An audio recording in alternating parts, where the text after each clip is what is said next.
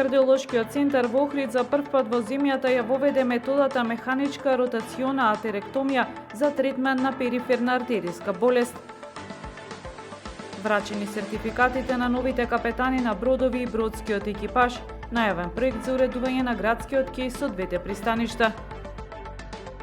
Поставен камен темелник за изградба на далеководот Битола Елбасан. Не зборуваме само за еден инфраструктурен проект, туку за иднината на државата во европското енергетско семејство, рече премиерот Мицкоски. Ке го дадеме максимумот, се надеваме на победа, изјави ракометарот на ГРК Охрид Стрмљан пред саботниот реванш со Олимпијакос. Времето утре променливо облачно со повремени врнежи од дожд, температура во интервал од 4 до 11 степени. Следевте една минута вести на Охрид Нјуз.